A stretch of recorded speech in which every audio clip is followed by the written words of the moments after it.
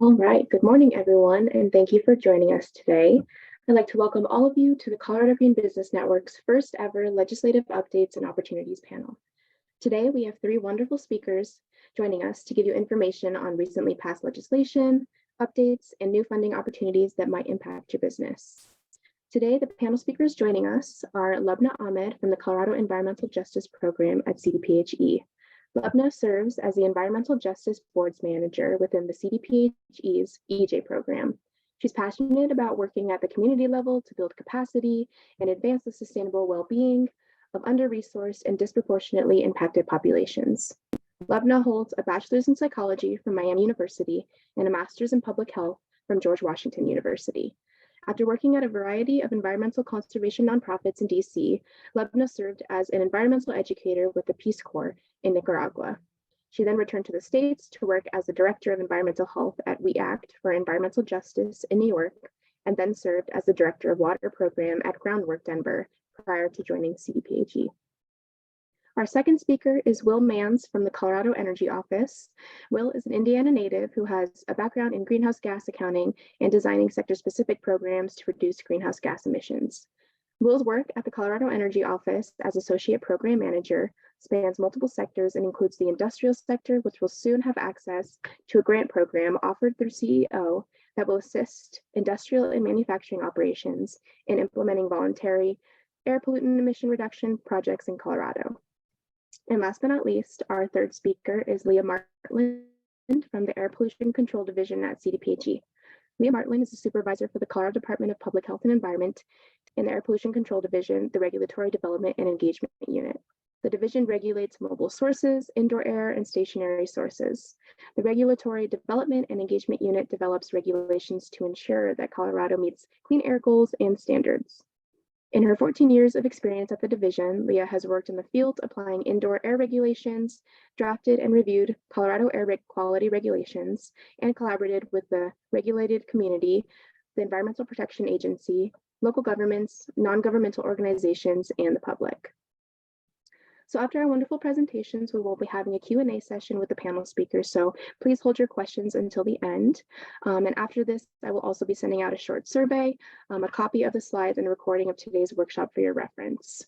So now please join me in welcoming Lubna Ahmed from the Colorado Environmental Justice Program.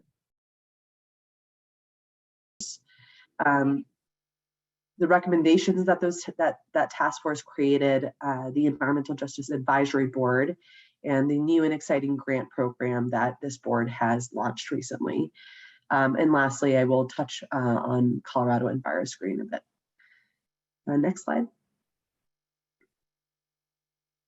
Great. So this is kind of an overview of what the Colorado Environmental Justice Act, or House Bill 21-1266, kind of what it entails. And first and foremost, it declared environmental justice as a state policy in Colorado, which was pretty groundbreaking. There are not a lot of other states that are focusing on EJ with this level of emphasis. So we are really grateful. I'm very grateful to be working for a state that really prioritizes environmental justice. One of the things that this EJ Act did is it created these two different board entities. One is called the EJ Action Task Force, which I will probably refer to task force moving forward because Environmental Justice Action Task Force is a mouthful. It also created a second board, which is the Environmental Justice Advisory Board. And as I mentioned, as the board's manager, my role is to manage these two entities, which I'll be spending the majority of the time during my presentation kind of talking about their work. The other thing that the Environmental Justice Act did is it created an environmental justice ombudsperson position. This person's name is Marcus Howell. He is Colorado's first environmental justice ombudsperson. And essentially Marcus's role is to take in any complaints regarding environmental justice from across the state. So folks can report on an environmental justice concern in their community. And as the ombudsperson, his responsibility is to address those concerns. Another thing that the act did was that it defined disproportionately impacted communities. And I will say that this definition of what is considered a disproportionately impacted community is essentially a starting point. So it's written into the EJ Act what that definition is. Part of the definition is this three-pronged, more than 40% low income, more than 40% people of color, and more than 40% housing cost burdened. It also touches on communities that have a history of dealing with environmental racism and redlining. And so it's a really great place to start. But part of what the Environmental Justice Action Task Force did was reevaluate that definition and see if it needs to be more inclusive or more refined. And this has just a lot of implications because it's kind of the backbone of how we are addressing environmental justice is, once we establish that definition, it kind of has a ripple effect from there about who we are going to be prioritizing in terms of communities that are facing environmental injustices. And then lastly, what the EJ Act also does is it provides really specific air and climate provisions, which I won't really get into, but if any of you are interested in reading the EJ Act, which is about 40 pages or so, the last 10 pages is really focused on that air and climate perspective. Next slide. Great, so to start us off, this is the Environmental Justice Program at CDPHE. We are a growing team. I was the third person hired, and so now we are at about 9 people, actually 10 as of this past week. And we, kind of cover a wide variety of areas. We have somebody who's kind of overseeing the program. We have an EJ translation and interpretation specialist. Focusing on language justice is really, really important to us. All of our board meetings, for example, are public meetings, and we want to ensure that there is language accessibility for those who might be monolingual Spanish speakers or where Spanish is their preferred language. So all of the materials that we produce are translated into Spanish. All of the meetings that we have are simultaneously interpreted into Spanish. And we have an engagement specialist, somebody that's constantly helping us with outreach, getting people to our meetings, including community folks. We have public comment periods for all of our meetings. And this is, just a really big aspect of our work. I mentioned Marcus, who is our ombuds person. We have a comms person, somebody who is really focused on grants. We have an EJ research and GIS analyst. This person really helps with our Colorado EnviroScreen. Colorado EnviroScreen is a geographic information system mapping tool that really helps us visually identify within the state where these most disproportionately impacted communities are located and helps us direct resources to those communities. And so that's kind of a general overview of who is on the EJ program staff, and we're a growing team. Next slide, please. All right, so this is just kind of a visual to give you all a sense of kind of who in the state is really working on EJ. This is the Environmental Justice Action Task Force. This is a group of 22 different members, and they really range from a wide variety of people representing different industries. We have people that are representing different agencies, the Colorado Department of Transportation, Colorado Energy Office. We also have people who are grassroots community activists that have been just fighting for environmental justice for many, many years. We have people who are representing the oil and gas industry. But the one commonality with all of these folks is that they are really fighting for environmental justice. So this task force, which I mentioned is 22 people, has actually sunsetted.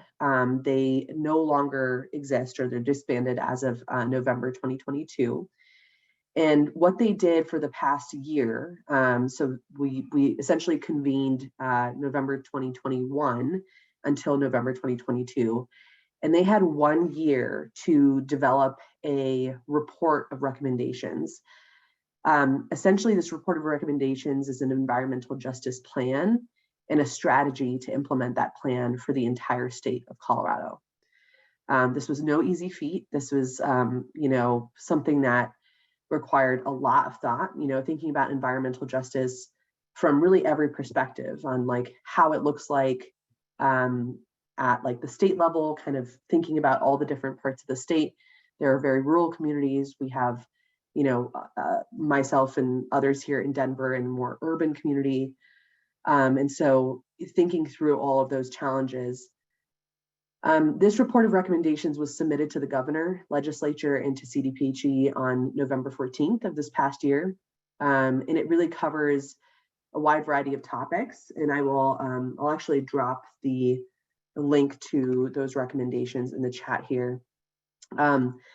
It's a little bit lengthy. It's a 50-page report of recommendations, but for folks that are interested in environmental justice, and if you're thinking about how to incorporate environmental justice into your own organization's work, I highly encourage reading it or kind of using the table of contents and directing yourself to the parts that might feel the most relevant.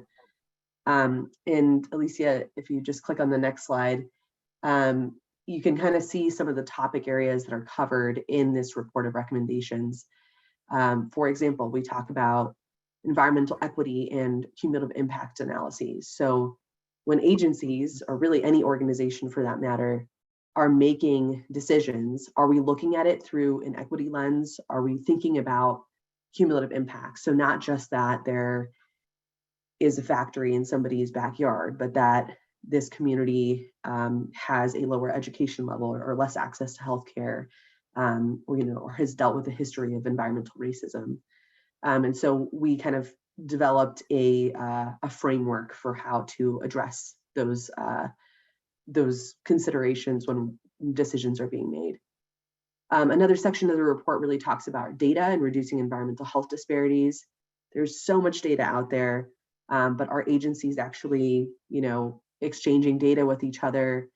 What about, data gaps? There's a lot of communities where there's like no data collected on them. Are they being left behind? The report also talks about the definition of disproportionately impacted communities, which is kind of what I talked about a little bit earlier, about refining that definition.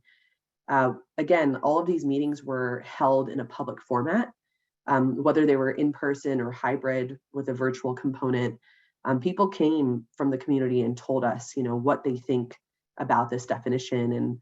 And, a lot of this entire report is really informed not only by the task force members who wrote it, but also by just regular community folks that, were looking at the report and seeing if it really was reflective of their lived experience. And the report also talks about best practices for community engagement. This is a really robust portion of the report that really talks about how to best engage with community members. I think, when we're doing this work, and especially at the agency level, taking into consideration things like language justice, the timing of meetings, if we are asking people to come to provide feedback on any given topic during a meeting, are we helping them get there? Are we telling them, are we giving them bus passes to use public transportation? Are we providing them childcare? For somebody who's working 2 jobs and really wants to participate, but just doesn't have the means. And so this is, probably one of my favorite sections of the report because it is so well informed by the community. We did several focus groups to really refine that part. So as I mentioned, I dropped the link to the task force recommendations in the chat. These have been officially published and, are basically, in the governor's office. And kind of in terms of next steps, what we hope to do is that while these are just recommendations, we do hope to have them turn into some sort of policy change down the line. And essentially this report of recommendations is going to serve as the environmental justice guidebook in a way for policy change in the state of Colorado for many years to come. So really exciting stuff. The last thing, which came up kind of about council meeting, is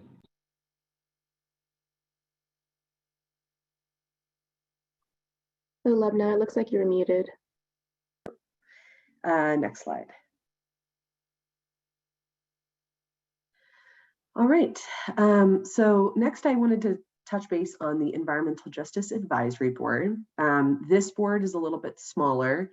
It's made up of 12 people that have been appointed to their seats, both by the governor and by CDPHE's executive director, Jill Hunsaker Ryan. Interesting fact is that this board is entirely comprised of people of color. And what this board is tasked to do, well, there's several things which I'll touch base on in just a moment, but primarily is to focus on environmental justice policy and overseeing a new environmental justice grants program. Unlike the task force, this board is going to be here for many years to come. It's more of a permanent board body. They don't have a timeline like the task force did. And if you click on the next slide. So I would say first and foremost, what this board is doing is they are launching an environmental justice grants program. So we actually launched this program in November 21st. The deadline to apply for the grants is February 3rd. And I just dropped a link to the EJ Grants Program webpage in the chat. Highly encourage you all that may be interested or know folks that are interested in applying for an environmental justice grant to share this link with them. This grant program is essentially going to fund environmental justice mitigation projects in disproportionately impacted communities. And one of the things that we're using to identify disproportionately impacted communities is this Colorado EnviroScreen tool that essentially helps you get a visual understanding of where these communities are. And I'll go into a little bit more depth about that grants program in just a moment. The other thing that this advisory board is doing is they're providing EJ guidance. So, making recommendations to the governor and to CDPHE about environmental justice issues. And so this kind of might seem similar to what I was just talking about with the task force, and this is kind of intentionally done so. The task force has now sunsetted. The advisory board is going to be here for many years to come. And part of their role is kind of to continue championing those recommendations that the task force developed and see that they get, implemented into policy down the line.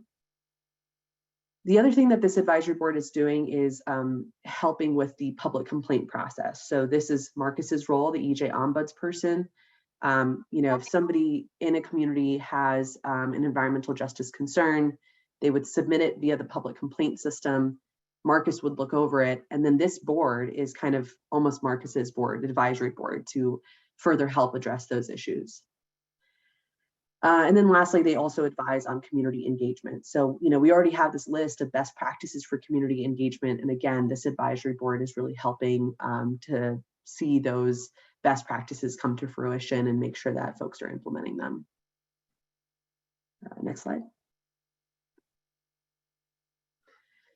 All right, so I just wanted to lastly share a little bit of information about the EJ grant program, which I was just talking about a bit. In terms of eligibility criteria, this grant is really focused on projects that avoid, minimize, measure, or mitigate impacts to public health and the environment, including anything that's related to air quality, water quantity and quality, waste, land use, and built environment, projects related to climate, noise, chemicals, pesticides, natural assets, soil quality, and industrial contamination, or any projects that promote the equitable participation in a rulemaking or permitting proceeding.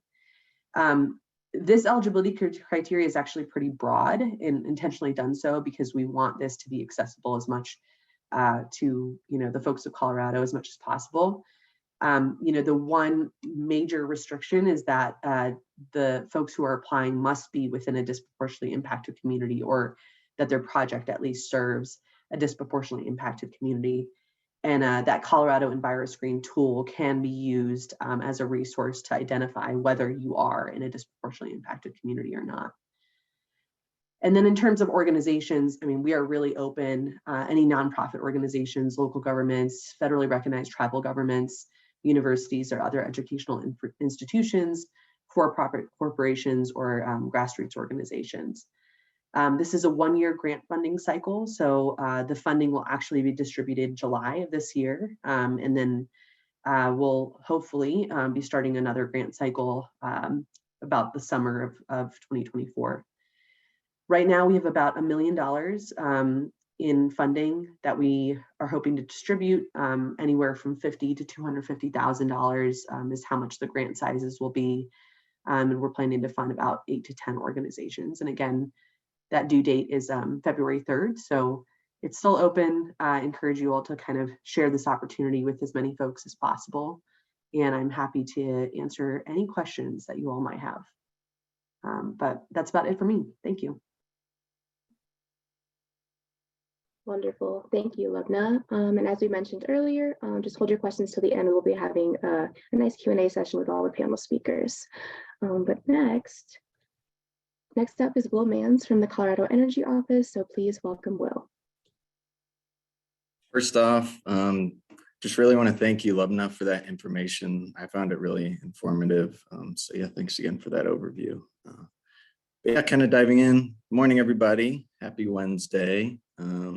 Before I really get things kicked off, just wanted to say thanks to everybody for taking some time this morning to attend the webinar and hear about some of the exciting stuff that's going on at the state level here in Colorado. So as Alicia mentioned, my name is Will Manis. I'm a program manager here at the Colorado Energy Office, or CO is what I'll be referring to it as.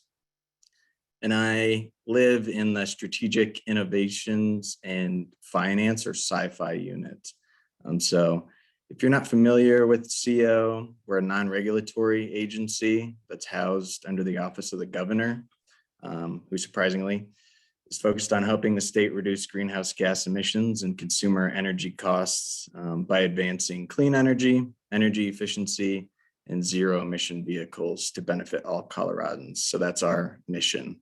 The office is made up of 4 teams or units. We have the policy team or shop, transportation, fuels and technology, weatherization assistance, and then my SCI-FI unit. And we're really focused on non-residential or transportation related offerings and research. So a lot of the stuff that you folks might be interested in the business sector. So now that y'all have a little bit of background, I'm really excited to share some key pieces of legislation that passed last year that directly impact my team, the SCI-FI team's work, and may be applicable to your organizations. So with that, next slide, please. I guess before I dive into this, I would note that I'm really currently focused on our industrial work, and these programs are still in the design phase. Therefore, I may or may not have answers to any and all of the questions, but if I don't have the answers, I'm happy to connect you with the appropriate person here at the Energy Office and in the SCI-FI unit. So onto the legislation itself. So as you can see here, there are 4 key pieces of legislation that will be resulting in new SCI-FI program offerings in particular. Here you can see the legislation on the left and the resulting offerings on the right. We have the long bill or the governor's budget. So that's providing funding to our cannabis resource optimization, or what we like to call CROP. Then we have Senate Bill 22-193. That's really kind of my sandbox and has led to the Clean Air program, which I'm currently designing. And also provided CROP with a cash fund creation opportunity. Moving on to the House bills. So we had House Bill 22-1381 that was signed last June. That really provides funding and authority to our office and SCI-FI to stand up a geothermal grants program. And then last but not least, we have HB 22-1362. So that provides funding and authority, again, to our office and SCI-FI to stand up what we call HEHA. It's the High Efficiency Electric Heating and Appliance Grants. So we take a lot of pride in trying to come up with catchy acronyms so you all can remember them. But I'll go over all these offerings individually, albeit they'll be at kind of a higher level, but happy to dive into that. So next slide, please. All right, so first up, we have the Cannabis Resource Optimization Program, or CROP. This has been in the works for years. I won't go into all of the detail, but really innovative way that I think we came up with CROP.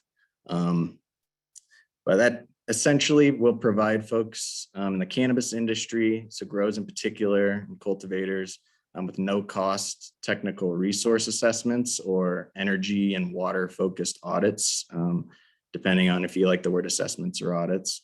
That'll be again specific to cannabis cultivators. And something key to note is facilities to access this program have to be located outside Black Hills Energy, Platte River Power Authority, and Xcel territory. And the reason for that is because those utilities already offer a program to folks. So this is really meant to provide these assessments to folks who don't have access to them through their utility provider.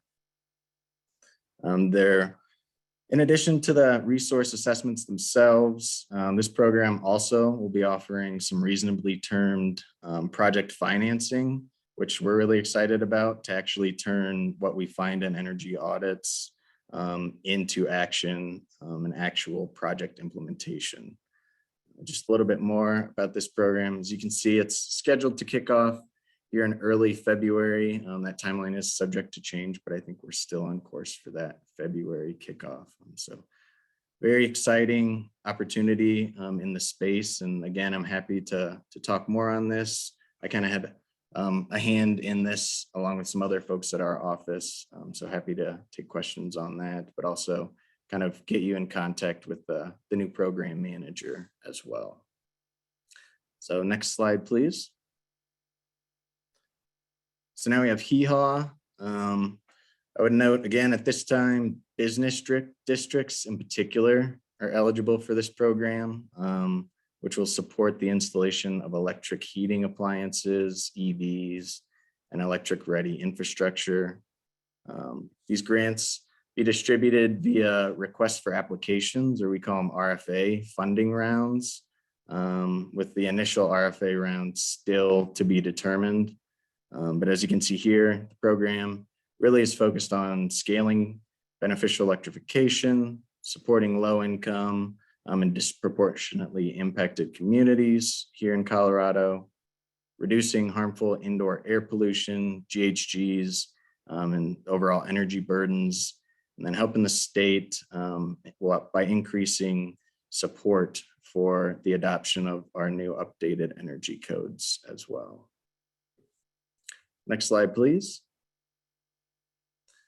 All right, so on to geothermal. The Geothermal Energy Grant Program currently scheduled to launch in mid-2023. That's really surprisingly designed to support geothermal project implementation. So I'd really direct your attention to the single structure geothermal and then the geothermal electricity generation grant portions of this slide, which are intended for, as you can see, among others, businesses. So businesses are eligible to access this funding. Again, that's scheduled to kick off here in mid-2023, and the timeline subject to change, but I think we're on course for that. So next slide, please. All right, so now we have the Clean Air Program, or CAP. So that's available to, among others, industrial and manufacturing operations with NAICS codes between 31 and 33, if you're familiar with those. And we can also see local governments, public-private partnerships. There are also a few other entities that are outlined on the program website that I didn't add to this slide just to reduce the busyness of it. But if you have specific questions, I'll definitely direct you to the website, or I'm happy to take those once the Q&A portion opens up. But yeah, this program really will provide organizations access to a couple of key things to help reduce air pollution, including GHGs. So that's subsidized technical assessments to identify GHG reduction opportunities at the site, and then also voluntary air pollution reduction project cost coverage. So actual grant funding to get these projects implemented. So as you can see here, there's a timeline. The technical assessments we're anticipating to be available later in Q1, as well as the first grant funding RFA round is anticipated to open later in Q1.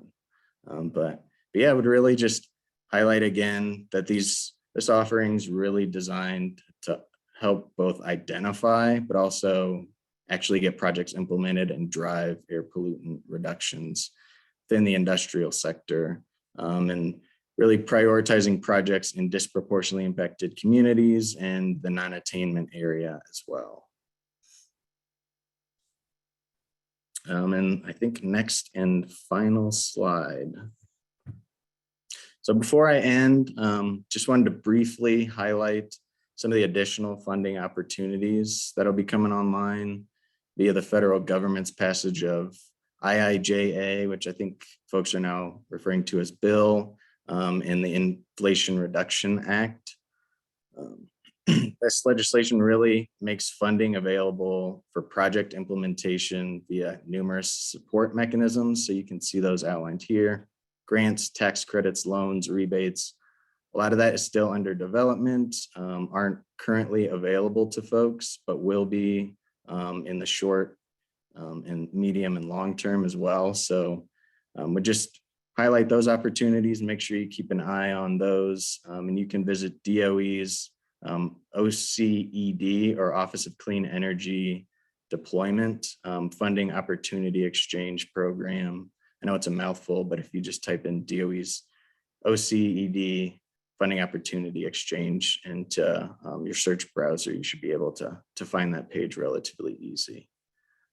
So with that, I think I'll close out, and again, thank you all for your time and looking forward to answering some questions.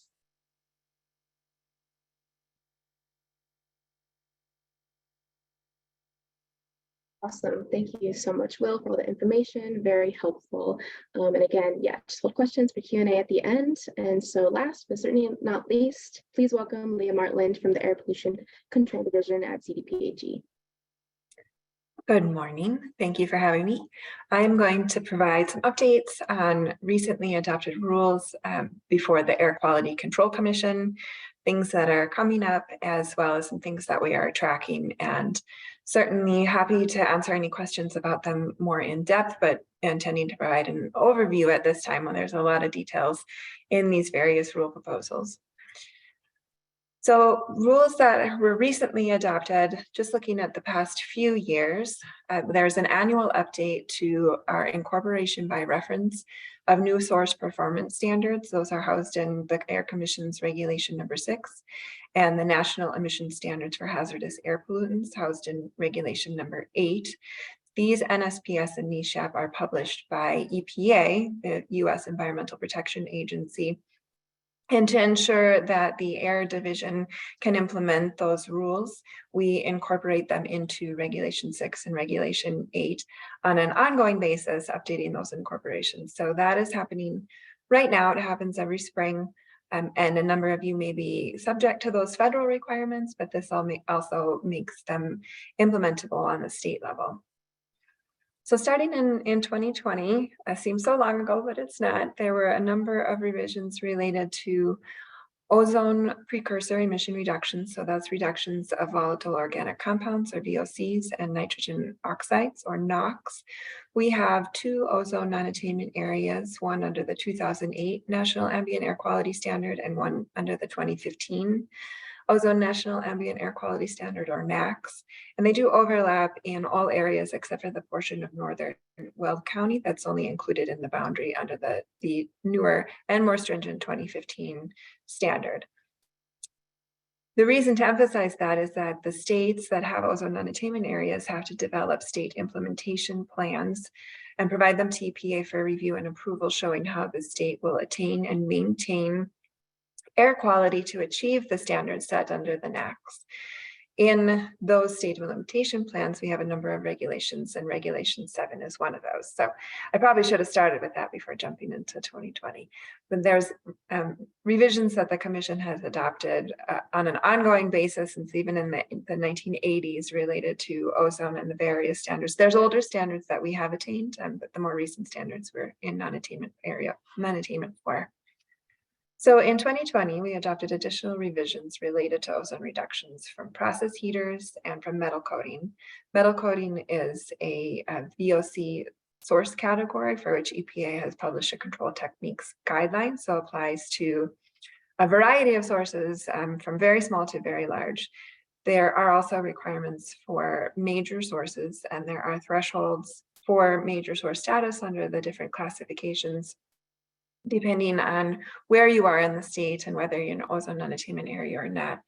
And the process heater revisions were adopted for those major stationary sources. So in the ozone non-attainment area, excluding Northern Weld, which has a 100 ton per year major source threshold, the major source threshold is 25 tons per year.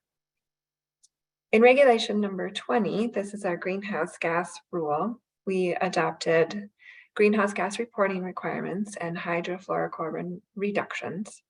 And then in regulation number 23, which is a regulation for our regional HAZE state implementation plan. And regional HAZE is a program to improve visibility in Colorado, particularly in relation to class 2 federally designated areas. So areas like Rocky Mountain National Park or Maroon Bells, to reduce emissions to improve visibility. And that's looking at NOx and particulate matter.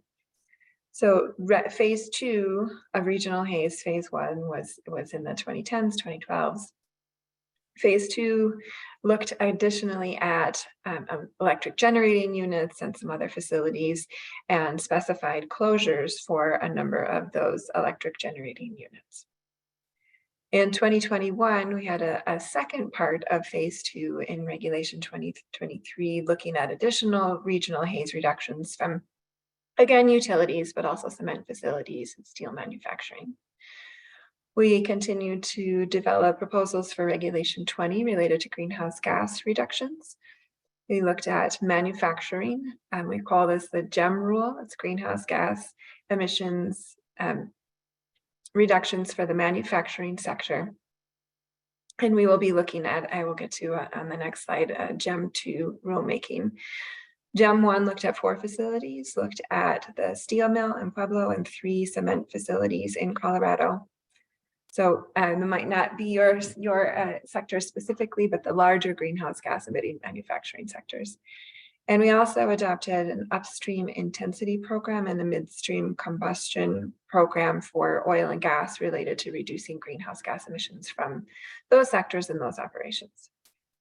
And then in regulation number 7, the commission adopted emission reduction requirements for large natural gas-fired engines, so 1,000 horsepower engines, and that applied statewide, as well as additional oil and gas reduction requirements and a fairly innovative and new monitoring program for oil and gas operations, pre-production and early production. In 2022, just last year, the commission adopted provisions focusing primarily on ozone. We had 2 state implementation plans for those 2 national ambient air quality standards that we brought to the commission at the end of last year to achieve additional reductions from VOCs and NOx in regulation 7. We proposed and the commission approved provisions related to startup, shutdown, and malfunction in our common provisions, and certainly can get into that into more detail, but that related to a SIP call that EPA issued for states that have those provisions due to a bit of a pendulum swing in EPA's interpretation of the authority under the Clean Air Act for states to adopt provisions for startup, shutdown, and malfunction operations. And in regulation number 20, the commission adopted recovered methane protocols. This relates to clean heat plans in the utilities that specify the protocols that the projects would need to use to calculate the emission reductions if clean heat plans were to utilize those for the utility plans. And then the last one I wanted to highlight in regulation 22 is a revision to regulation 3, which many of you are familiar with, that concludes our air pollutant emission notice or APEN requirements for reporting of pollutants emitted, also houses our permitting provisions. And we included greenhouse gas APEN requirement, so looking at facilities that are reporting greenhouse gases through the regulation 7 requirements or the regulation 20 requirements to include, and I apologize, this should be regulation number 22 throughout instead of regulation 20. I'll try to get an update to the staff if that's still possible. Regulation 22 houses our greenhouse gas requirements. So if you are reporting through Reg 22 or Reg 7 and your facility emits more than 25,000 tons per year carbon dioxide equivalent, or CO2e. Then you would include on a facility-wide APEN your greenhouse gas emissions. So again, looking at some of the larger emitters, and this was directed by the legislature to include greenhouse gases on the list of pollutants required to be reported on APEN, and this is the program that the commission adopted. Next slide, please. So upcoming revisions that the commission will be considering this year, they're currently calendared, and you can see those if you're familiar with the commission's long-term calendar, showing what they are planning and what's coming up.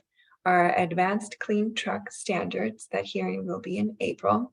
We're looking at the programs adopted in California and seeing how they might fit for Colorado.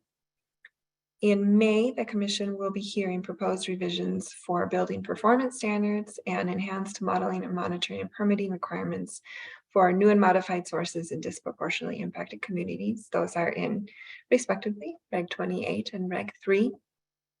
For the building performance standards, we'll be looking to establish greenhouse gas emission reduction standards for buildings that have a gross floor area of 50,000 square foot or larger, with a few exemptions for industrial, agriculture, and manufacturing facilities.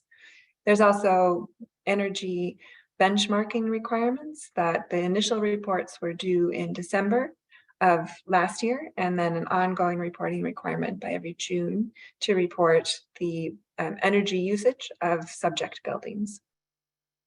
For what we're calling the DI permitting rule, this is looking at new and modified sources that are located in disproportionately impacted communities using the AJ screening tool that Lebna talked about to see where those sources are located, and then for sources looking at requiring enhanced modeling, monitoring, or looking at additional control strategies for those sources.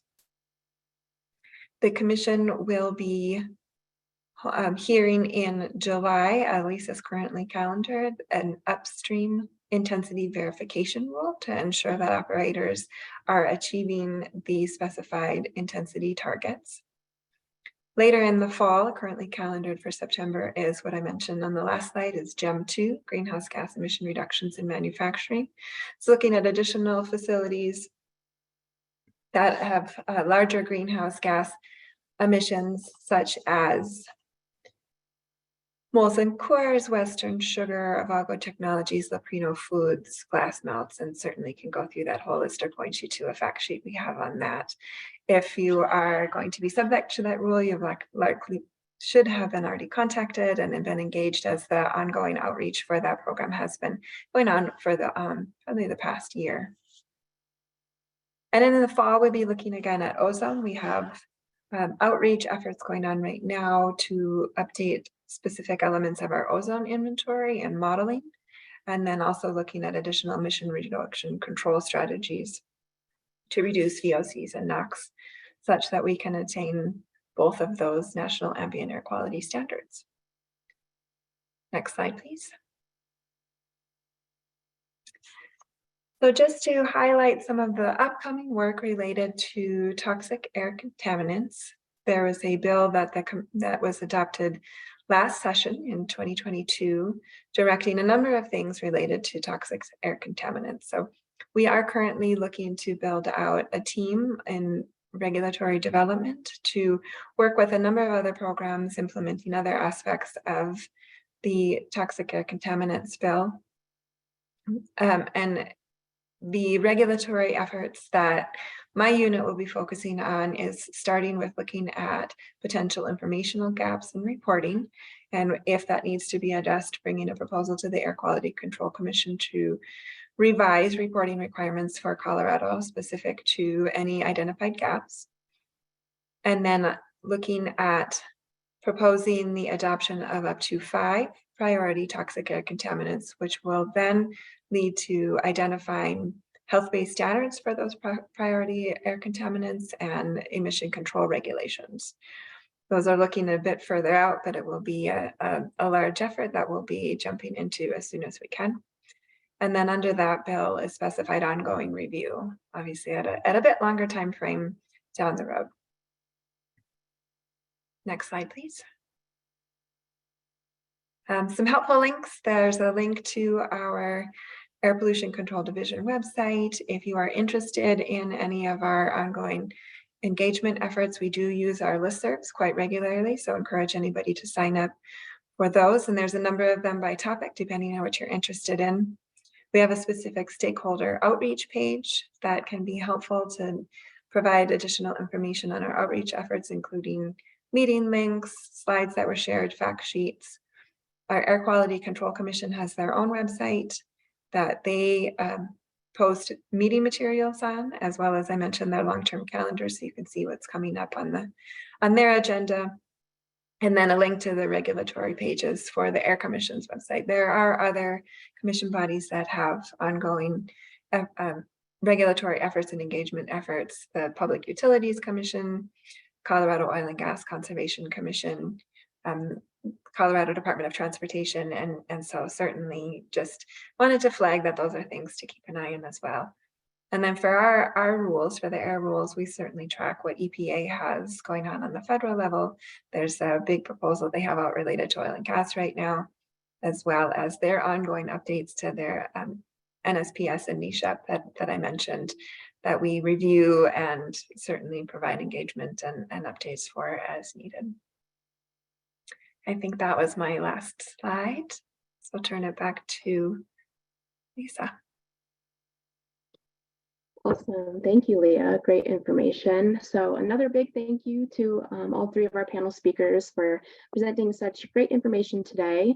We hope that the information provided to you all today was beneficial and will help you in moving forward in your sustainability journey.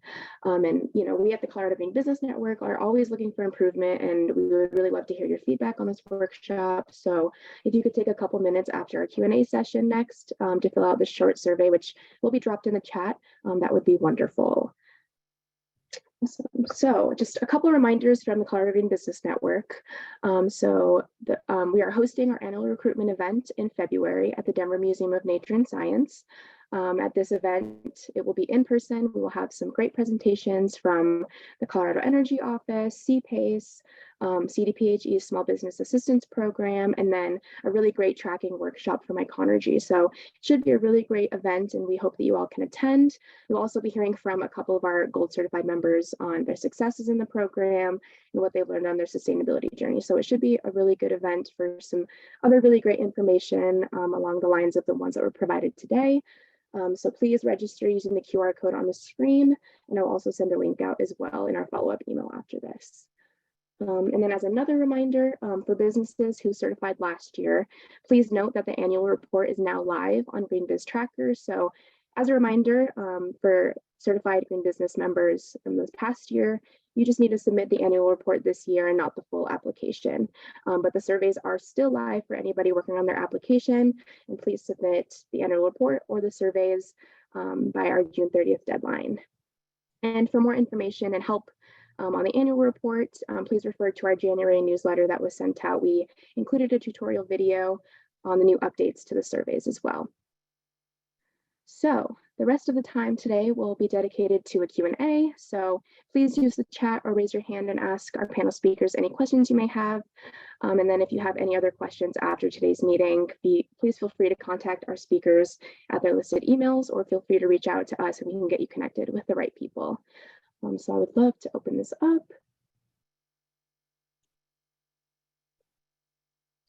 Great.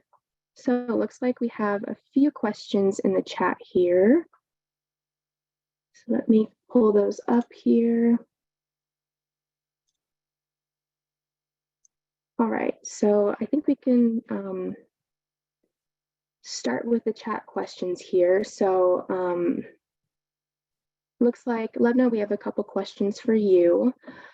So one of the questions in the chat was, I wonder if there will be a technical assistance to support entities applying for the grants, and will that technical assistance also be available in other languages? Yeah, great question. So we have held about 4 different technical assistance webinars to date, and all of those webinars are available in Spanish as well. They were recorded, and you can find that information on our website, and I will again drop a link to the EJ Grants Program webpage in the chat. But you can access the meeting materials there. We held like an informational webinar on October 28th, and then we had some bilingual virtual informational webinars on December 8th and 9th. And then we had some virtual office hours on December 16th. The December 16th session, actually, a correction, was not recorded. Nobody showed up, and we're hoping that it's because we had the 3 previous sessions, and so those were really well attended. We also have a running Q&A, or frequently asked questions document, that's on our website. We've received over 60 questions so far, and like a lot of folks have the same questions, and we provide the same answers. So that might be a helpful resource to kind of start there, see if the questions that you have already been answered. And then if not, feel free to reach out to us. And I wrote in the chat the CDPHE _EJ email. That is kind of the best way to get in touch with our whole team. And I just dropped that in the chat as well. But if you have like specific questions related to the grant, we can answer those. Questions can be accepted in Spanish. And so we are really here to help in any way that we can. These are environmental justice grants, and so we're trying to really improve accessibility and just accommodate people's different languages as much as possible. And this really goes beyond Spanish language as well. Like if there is an EJ community that wants to submit an application in a different language, like Vietnamese, they can do that, and we will work with translation services to make sure that that grant is processed correctly. Great, thank you. And it looks like we have another question for you. So what is the state doing to create processes that are equitable for businesses / minority communities to access EJ resources? Are application processes simplified at all when compared with more traditional grants and resources? Yeah, so this kind of, related to the grant program, this is exactly why we launched the Environmental Justice Grants Program, was to make sure that resources are being directed to environmental justice communities. There are other grant opportunities that are available as well, besides the EJ Grant Program funding, which again, I don't want to belabor this and keep putting the EJ Grant Program website in the chat, but if you go to that website, there's also like a section at the bottom of the website that says like other potential funding opportunities. And there you can see links to funding opportunities, for example, for like supplemental environmental projects. Supplemental environmental projects, or SEPs, basically, filter money from penalty revenue directly back to the EJ community where the penalty happened.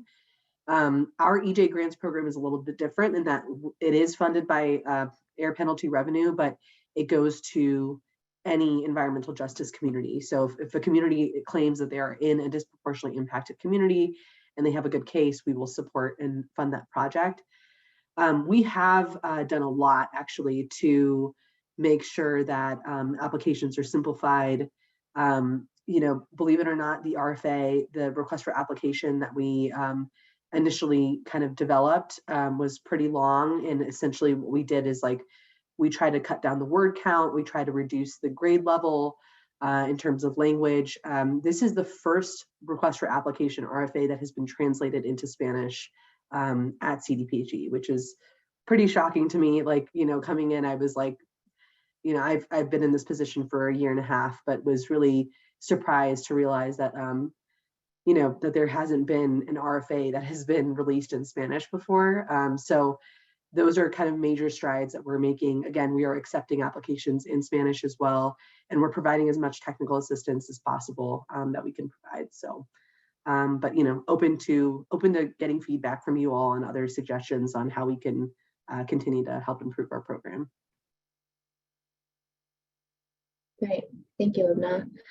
Awesome. Well, I think that's all the questions that we had for you in the chat, but looks like we have a couple for Will. So Will, let me spotlight you here. Awesome.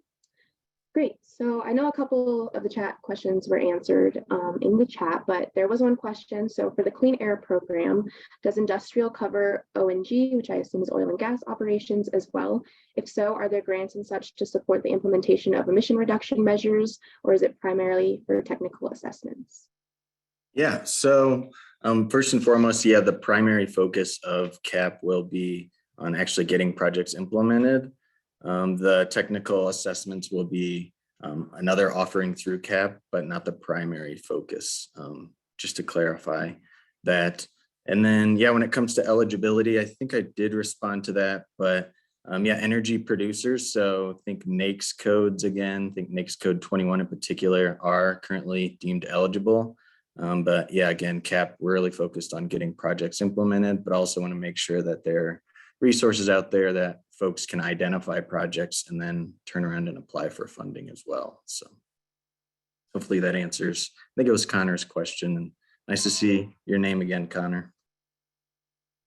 Yeah, that answers it. I appreciate it, Will. And you said the for the NAICS code, just one more time, what are the eligible, what's the top level eligible NAICS code that we should be looking for?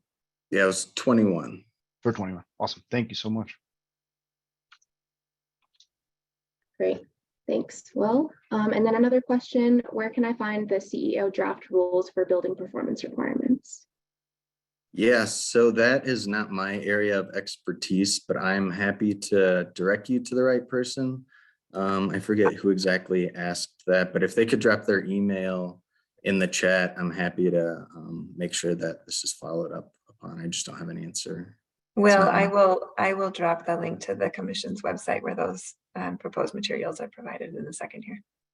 All right, there we go. Cool. Thanks, Leah. Yeah, it looks like we got an email in the chat as well. Awesome. Well, I think that's the questions that we have in the chat for you, Will. So next we have Leah to answer some questions here. So Leah, a question in the chat for you is, do you provide training for collecting data and calculating emissions from sources, conducting stack testing and reporting? We have quite a few resources available, the emission calculators, guidance documents. You mentioned our small business assistance program. There are available to provide essentially multimedia assistance for environmental compliance. So you can certainly reach out to them as well, but I would start with the documents and the calculators that we have available and go from there. And there's quite a few of them. And I did drop the link to that page in the chat as well.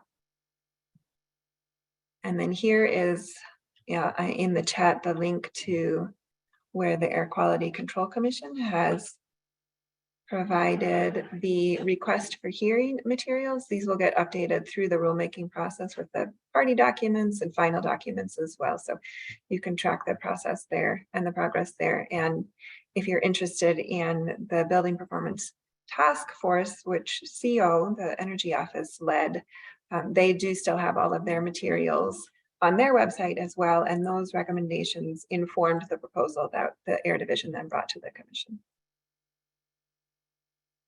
Great, thanks, Leah. And then one more question. So you mentioned specific requirements relating to greenhouse gas reporting as well as energy benchmarking. Can you just share a bit more about what those requirements currently are or will be? For buildings, I'm assuming? Yeah, I believe so.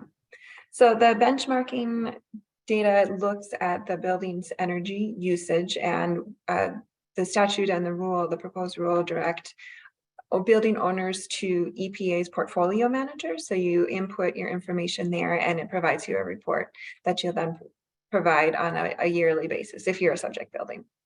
The building performance standards, we're looking at, based on the recommendations from the Building Performance Standard Task Force, we're looking at several compliance pathways. The statute specified 2 greenhouse gas reduction targets, one for 2026 of 7% and one for 2030 of 20%. So in order to achieve those targets, we're looking at a pathway for energy efficiency. So looking at the building site energy use intensity, we're looking at electrification, which would then reduce the energy usage of the building. And we're also looking at a combined option pathway where a building owner can do any mix of energy efficiency, electrification, or using renewables to then input those into, there's a building emissions calculator tool that EPA has that you can use for forecasting and then tracking.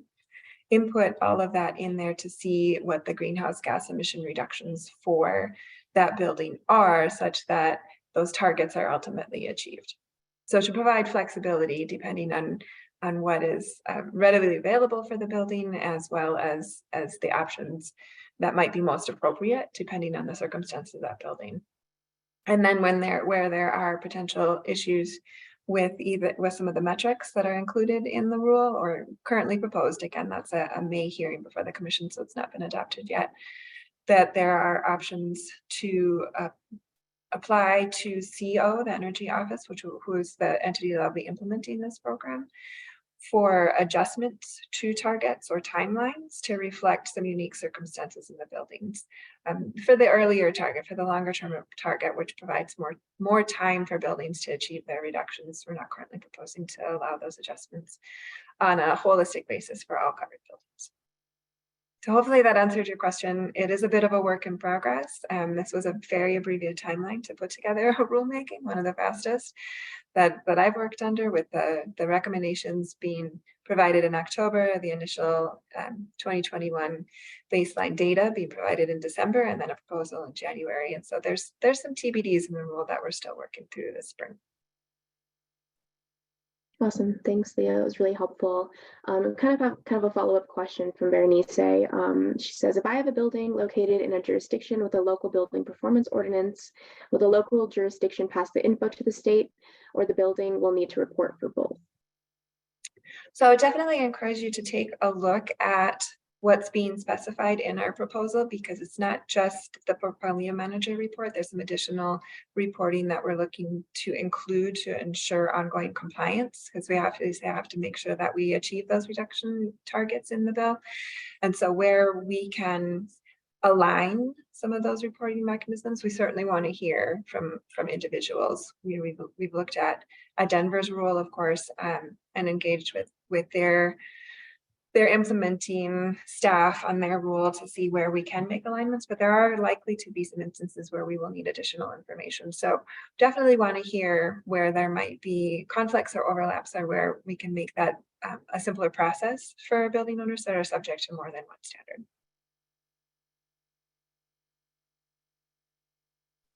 Wonderful. I think that's all the questions that we have in the chat. So I think I'll open it up if anybody wants to unmute themselves, ask any questions to any of our speakers. Again, we have till 11:30, so please feel free to ask any questions you may have at the moment.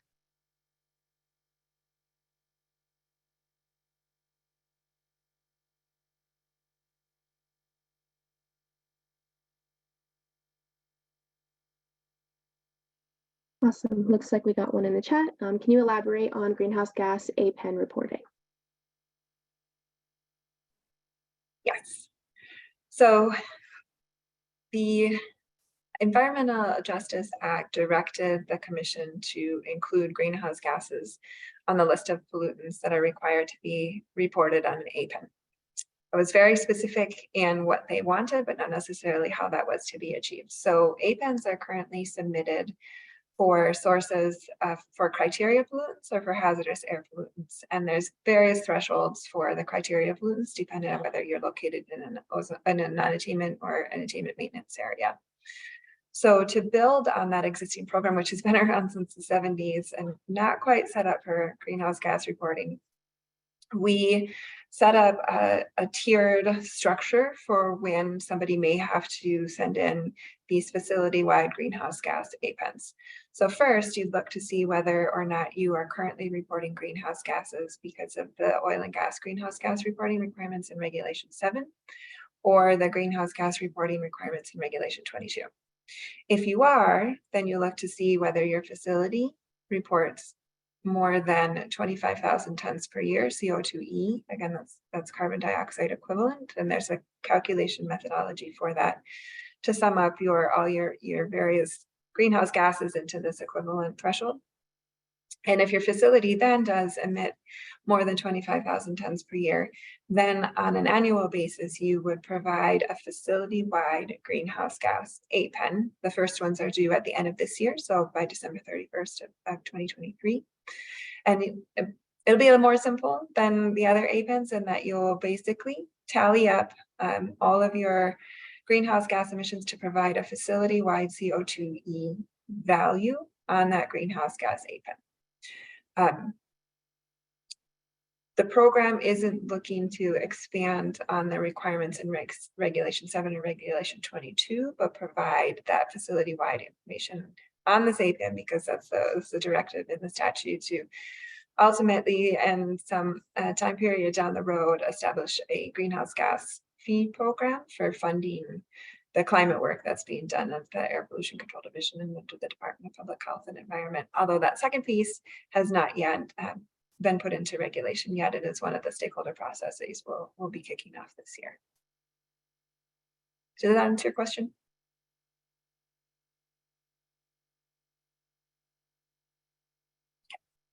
Great. Awesome. Yes, we're still opening it up. If anybody wants to unmute themselves, ask our speakers any questions, we still have some time. I did actually have a question for Lubna. I was wondering if, we have organizations in our program, or even just at the state level or local levels, if we're working on engagement in environmental justice communities, is there somebody in your office that we can reach out to share best practices and to kind of learn best practices along the way? Yeah, definitely. So I would say, as a starting point, probably like understanding what our program deems as like the golden standard for best practices is to start with the Environmental Justice Action Task Force recommendations.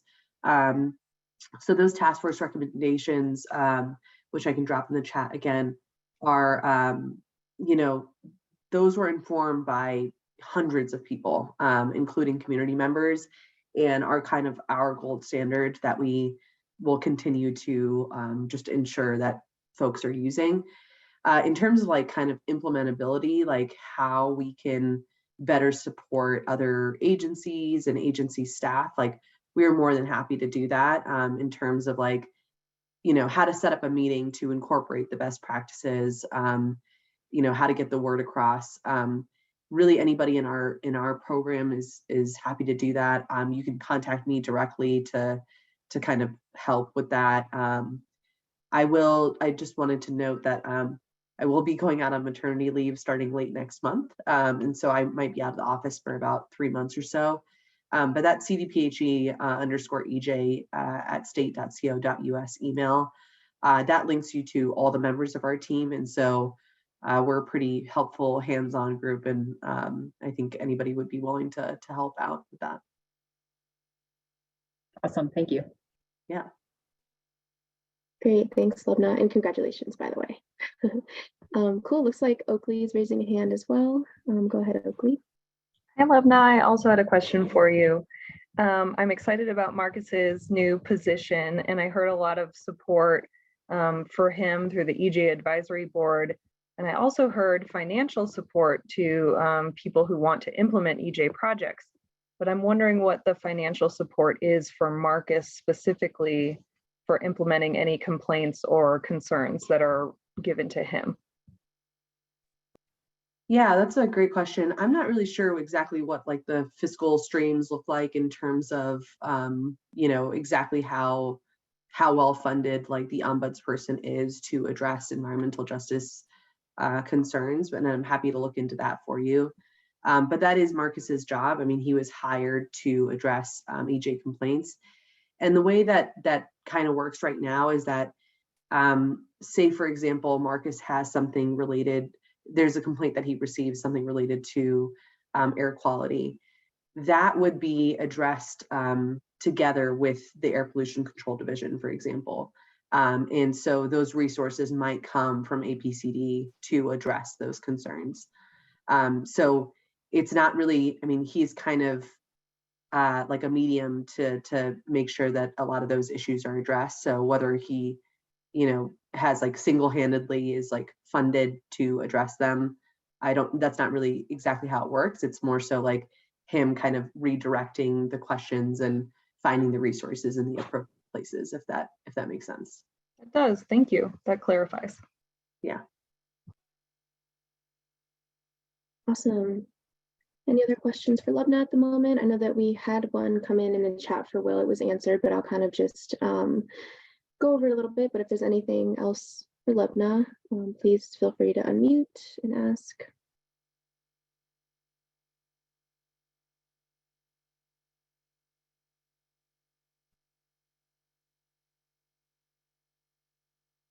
Awesome. No problem. So it looks like in the chat, we had a question for Will from Jeff. For the building performance program, will there be an opportunity to see the trends and results from data collection?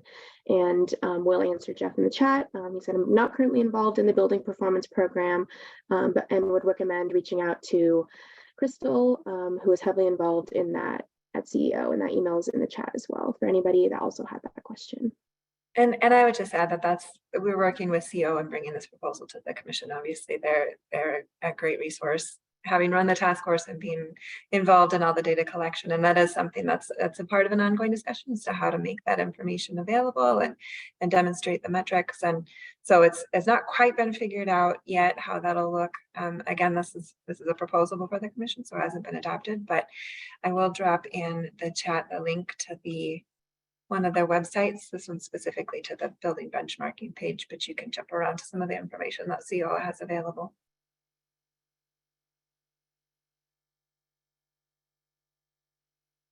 Thanks, Leah.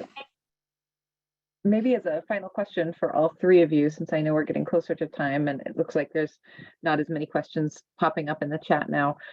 What is kind of the primary takeaway you have for businesses in terms of the regulations that have been showing up, the regulations that are due to show up in the future, in terms of how a business can kind of stay abreast of all this new information and stay connected to the changing landscape?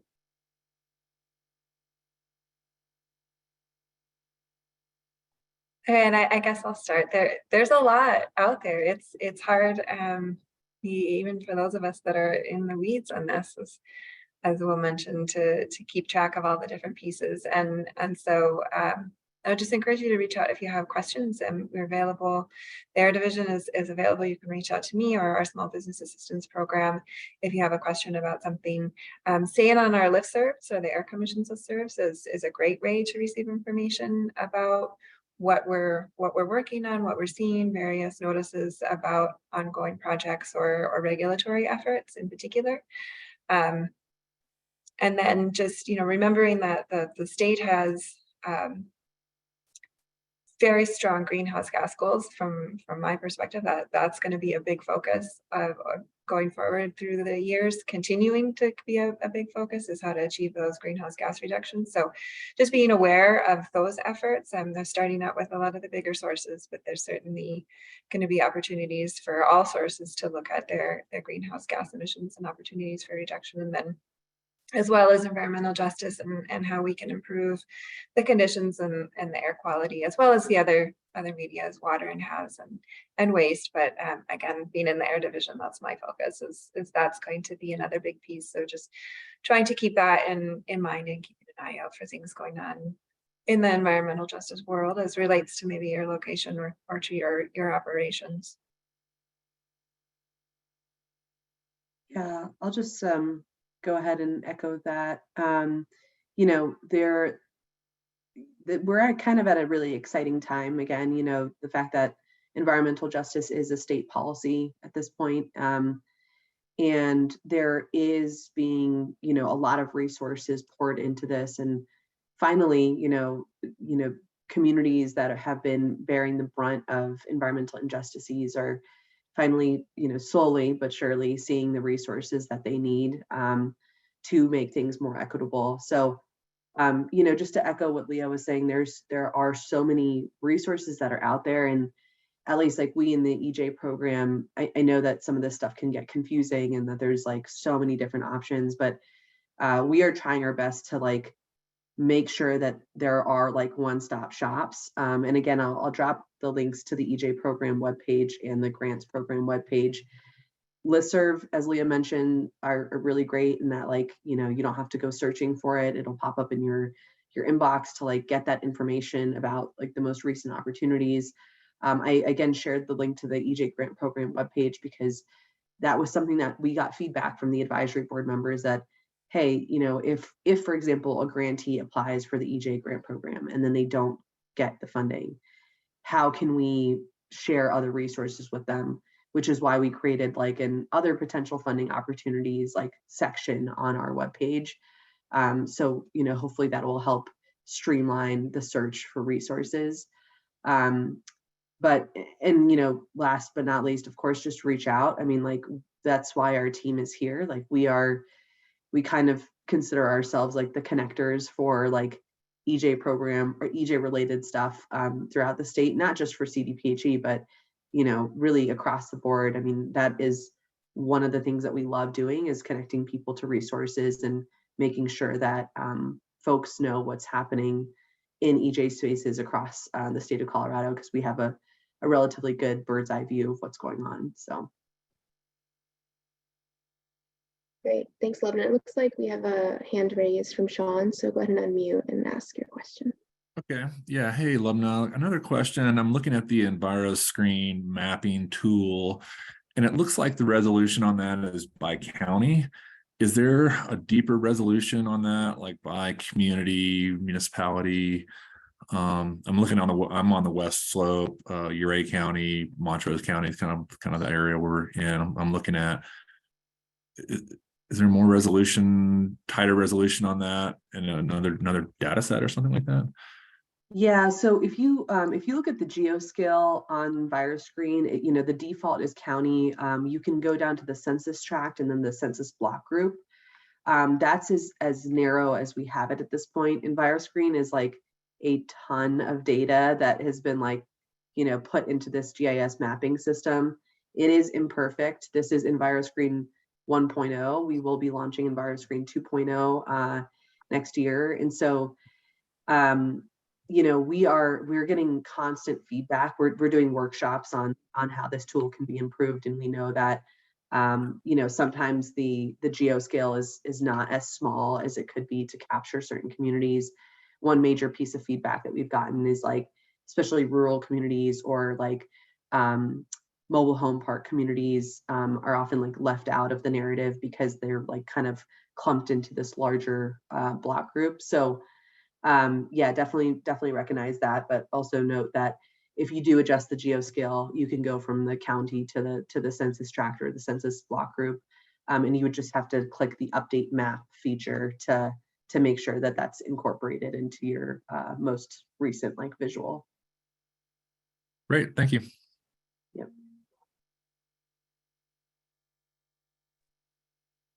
Awesome. So, Will, any thoughts on the takeaway? Yeah, I think Leah and Lubna kind of hit the nail on the head. I don't want to sound like a broken record, but there are a ton of resources out there. It can be overwhelming, I think, to a lot of folks, including myself, but I don't think it's lip service when any of us really said, hey, reach out to us if you have a question. If you're wondering if there's funding or if you have a specific question, I'm more than happy to either answer it or direct you to a person who can answer it, because I think there's a lot of resources out there, but those of you who know me probably know I say this a lot, but it's only beneficial if people can access it and actually know they exist. So yeah, reach out. There's a lot out there and it's an exciting time. So more than happy to help if I can. Great. Thank you, Will, and thank you, everybody. Are there any last questions at the moment before we log off?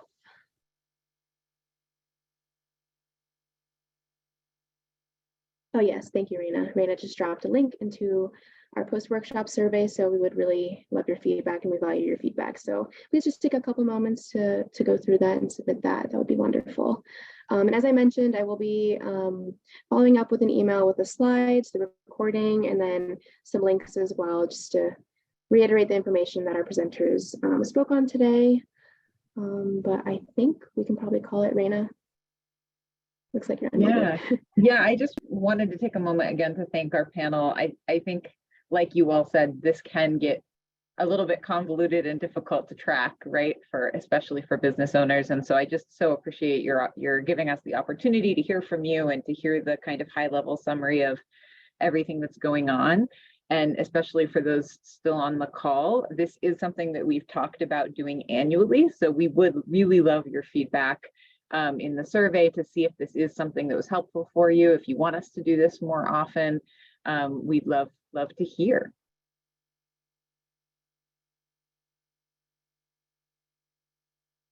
Awesome. Thanks, Raina. And thank you again, everybody. We can give you those last 7 minutes back. But hopefully the information today was, helpful to your business. And please, again, reach out if there are any questions. Thank you, everybody.